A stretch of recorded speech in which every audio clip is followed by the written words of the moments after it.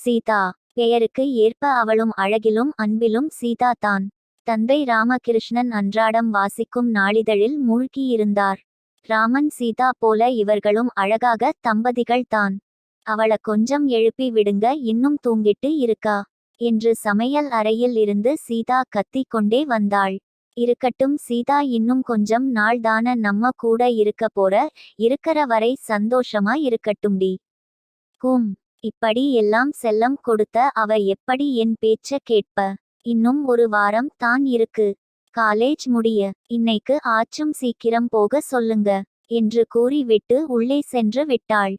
தனது செல்ல மகளை அழைக்க தானே சென்றார். அறை கதவை திறக்க பக்கத்தில் இருக்கும் அறையும் திறந்து இருந்தது. காலையில் எழுந்து வாக்கிங் சென்ற தனது மகனை நினைத்து பெருமை கொண்டார். இருந்தும் இவன் பொறுப்பு, தன் மகளை சோம்பேறி என நினைத்து கொண்டிருக்கும் மற்றவர்களுக்கு எவ்வாறு கூறுவது? மனதளவில் அனைவரையும் விட கெட்டிக்காரி என்று. அம்மு குட்டி, தூக்கம் போதும், காலேஜ் போக நேரம் ஆச்சு. எந்திரி டாமா என்று சொல்லிக் கொண்டே உள்ளே நுழைந்தார். தந்தை குரல் கேட்டு இமை திறந்து சோம்பலை முறித்து மெல்ல எழுந்தாள். அப்பா, இனிய வணக்கம் என்று கண்ணை தேய்த்து கொண்டு கூறினாள். சிறு புன்னகை செய்து, நேரம் ஆச்சு, காலேஜ் போகலையாமா? போகணும் பாடெனக்கு ரொம்ப பீலிங்கா இருக்குப்பா. இனி என் ஃப்ரெண்ட்ஸை பார்க்க முடியாது. உன் வீக் தான் இருக்கு என்று சோகமாக சிறு பிள்ளையாக கூறினாள். அச்சோ பட்டு, இப்படி ஏன் நெகட்டிவா நினைக்கற? 3 வருஷம் முடிஞ்சு நல்ல நண்பர்கள் சேமிச்சு வச்சுருக்கா. இனி வர போற வருஷத்துல இதே மாறி இன்னும் நிறைய பேர் கிடைக்க போறாங்கன்னு பாசிட்டிவா யோசிமா. அப்பா, என்ன இருந்தாலும் இவங்கள் மாறி வருமா பாட? அதனால் இந்த உன் வீக்க உனக்கு புடிச்ச மாறி என்ஜாய் பண்ணுட்டா என்று தனது மகளின் தலையை வாரி அன்பாக கூறினார். தாங்க்ஸ் பா என்று கூறிவிட்டு காலேஜ்க்கு கிளம்பினாள். 3 ஆண்டுகள் கல்லூரி வாழ்க்கை அவளுக்கு சந்தோஷமாகவே கடந்ததுடகாதல் என்று கூறி அவளிடம் வந்த அனைவரும் தெரித்து ஓடும் அளவிற்கு கலாய்த்து விடுவாள். அவ்வளோ சுட்டி, அவள் செய்யும் அனைத்தும் சிறு பிள்ளைத்தனமாகவே இருக்கும். படிப்பில் ஆர்வம் இல்லை என்று கூறி விட முடியாது. தேர்வு நேரத்தில் மட்டும் படித்து பாஸ் செய்து விடும் குணம் இல்லை. அவளுக்கு புத்தகத்தை படித்து விட்டு தேர்வில் வாந்தி எடுப்பது பிடிக்காத விஷயம். முடிந்த அளவு அனைத்தையும் கற்று கொள்ள வேண்டும் என்று நினைப்பவள். எளிதில் பழகி அனைவரையும் கவரும் அவளுக்கு தோழர் தோழிகள் கொஞ்சம் அதிகம் தாண்ட. தனது அண்ணனின் நண்பர்கள் அனைவரும் இவளுக்கு நண்பர்கள் தான். ப்ரோ என்று அண்ணனனை போல பழகுவாள். இனிமையான பேச்சு, அன்பான முகம், அனைவரின் மனதிலும் செல்லமாக வலம் வந்து கொண்டிருந்தாள். காதல் பிடிக்காது என்று இல்லை. இந்த வயதில் நமக்கு பிடித்தவர்களை நண்பர்களாக்கி கொள்ளும் உரிமை உண்டு. ஆனால் வாழ்க்கை துணையாக வருபவர்களை தேர்வு செய்யும் பொறுப்பும் உரிமையும் பெற்றவர்களுக்கே அதிகம் என்பது அவள் கருத்து. கோபம் கொஞ்சம் அதிகமாகவே வரும். சமாதானம் செய்வது கடினம்தான். அன்று கல்லூரி திருவிழா போல இருந்தது. சீக்கிரம் வா, நம்ம கிளாஸ் பசங்க டான்ஸ் பிராக்டிஸ் பண்றாங்க, பார்த்துட்டு வரலாம் என்று ஜான்வி அவளை அழைக்க 2 பேரும் ஓடினர். பாட்டு கூத்து என்று கலை கட்டியது அவர்களது ஒரு வார கல்லூரி நாட்கள். அவளை சுற்றி எப்போதும் ஒரு பெரிய கூட்டம் இருந்து கொண்டே இருக்கும். பசங்க சூப்பரா ஆடுறாங்கடி செமி என்று விசில் அடித்து கத்தினாள். பாட்டு முடிந்ததும் கூச்சல் அதிகமானது. நட்சத்திரக்குறி, டேய் செமட்டா என்று சொன்னவளை நங்குன்னு ஒரு கொட்டு வைத்தான் ரகு. டேய், ஏண்டா இப்ப அடிக்கற? கஷ்டப்பட்டு ஆடி பாருடி, அப்ப தெரியும் கஷ்டம்.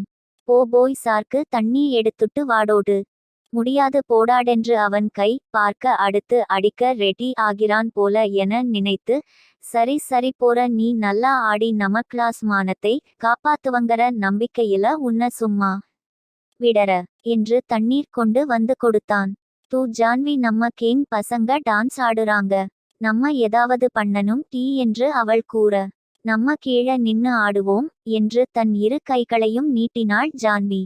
நீங்க இதுக்கு தாண்டி ஆலிங்கென்று கவின் கூற அனைவரும் சிரித்து கமெண்ட் அடித்தனர். செல்லமாக முறைத்து இவர்களும் சிரிக்க கலகலப்பாக முடிந்தது. மாலையில் கல்லூரி முடிந்தது. வீட்டுக்கு வந்தான். அம்மா அண்ணா எங்கம்மா இன்னும் வரலடவர நேரம் தான் ஏன் வந்ததும் அவன கேக்குற? ஏதாவது காரியம் ஆகணுமா? இப்படிமா இவ்னோ தெரிஞ்சு வச்சிருக்க? நான் உன் அம்மா சீதா.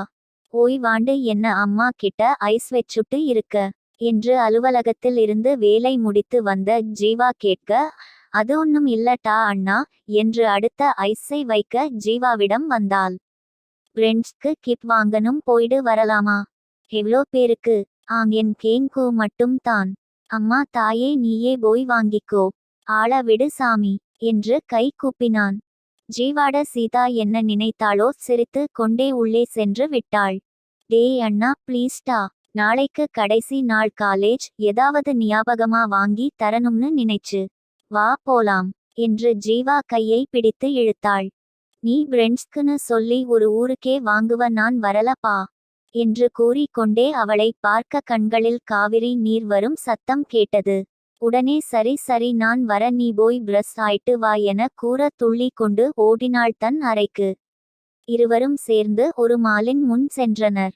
பைக்கை நிறுத்தினான் ஜீவா. உள்ளே சென்று நண்பர்களுக்கு பிடிக்கும் என்று தேடி தேடி பரிசுகளை வாங்கினாள். பிறகு கவின், பவித்ரா, ஜனனி, அஜய், சத்யா, ஜான்வி எல்லாருக்கும் வாங்கியாச்சு என சரி பார்த்து கொண்டாள்.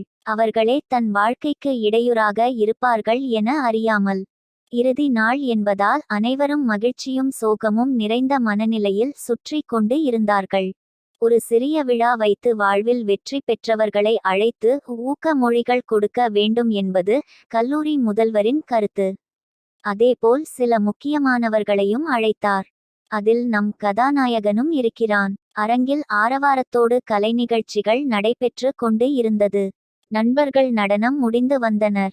தனது பட்டாளத்துடன் அவள் ஆட்டமும் கீழே நடந்து கொண்டு இருந்தது.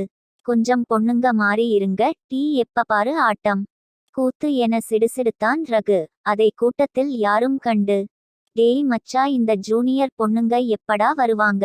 சத்யா கூறினான். அப்பொழுது சலீர் என்று வலித்தது அஜய்க்கு.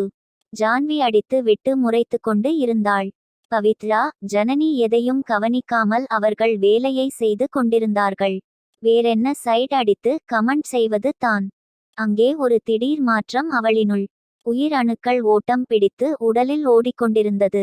ஏனோ ஒரு பதட்டம், இனம் புரியாத ஒரு படபடப்பு. தன்னில் பாதி உயிர் தன்னை அழைப்பதை போன்ற ஒரு உணர்வு. திரும்பி பார்க்க புதிதாக யாரும் இல்லை அங்கே. பின்னர் நிகழ்ச்சி முடிந்தது. அடுத்து பரிசுகளையும் அறிவுரைகளை வழங்க நாற்காலிகள் போடப்பட்டது. அங்கே மூன்றாவது ஆளாக நம்ம ஹீரோ வந்தார். தெளிவான பார்வை, அனைத்தையும் கண்களை பார்த்தே அறிந்து விடும் அளவிற்கு மாயக்காரன். ஆட்டி உயரம், தேக்கு மரம் போல் உடல், பாதம் நிறத்தில் சட்டையும் அதற்கேற்ப கருப்பு நிறத்தில் பெயிண்டும் அவன் நிறத்திற்கு நன்றாக எடுத்து காட்டியது. அவனை பார்த்த நொடியில் அனைவரையும் கவிழ்த்து விடும்